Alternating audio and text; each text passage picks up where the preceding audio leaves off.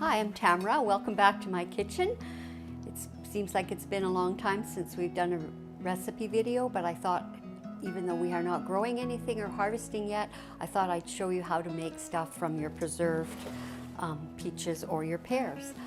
You can also use canned pears from the store, but of course I always can my own peaches and there definitely has more flavor. So that's what we're going to do today, is make a peach crumble pie. You're not going to believe how easy this recipe is, especially if you're equipped with our pie shells and our pie crumble. Of course you can make your own crumble from scratch, but I always like to have the pie shells and the crumble in the freezer. And the beauty of these pies is that you don't have to pre-bake the pie shells at all.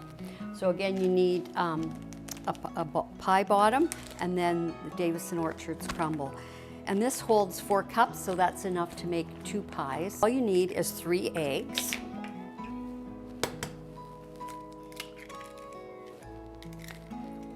First step you need to do is to turn your oven on to bake for 350 degrees and start the preheating process.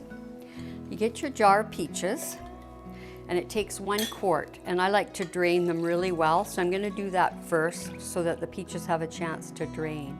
So while the peaches are draining, you crack your 3 eggs together. You add a 1/4 cup of sugar and about a teaspoon of vanilla. I usually just use the cap.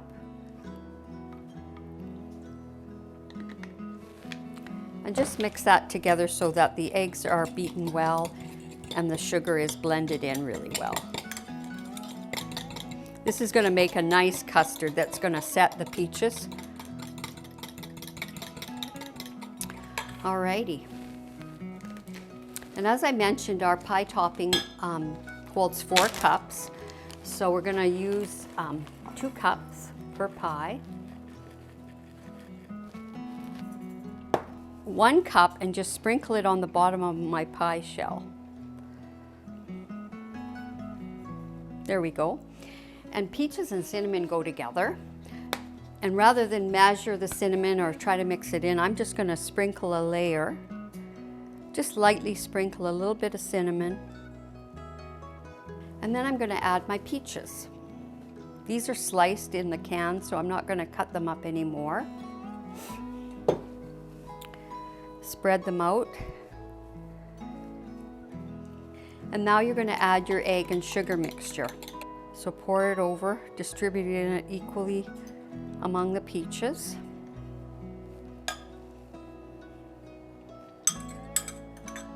And now you're going to take your crumble again and sprinkle it on top. The great thing about having it on the bottom is that it soaks up the peach juice. Sprinkle just a tiny bit more cinnamon on the top. And I'm going to add a 1/4 cup of sliced almonds. The almonds are just great on here. They brown nicely in the oven, and then they add a real crunch to the topping. If you don't eat your pie all in one day, the crumble topping does tend to get a little bit soggy. So the almonds help give it that crunch on the second day as well. So that's always helpful. So here's our peach crumble pie. I'm going to pop it in the oven for about 40 minutes at 350 degrees, just until that custard is set and it's nicely browned.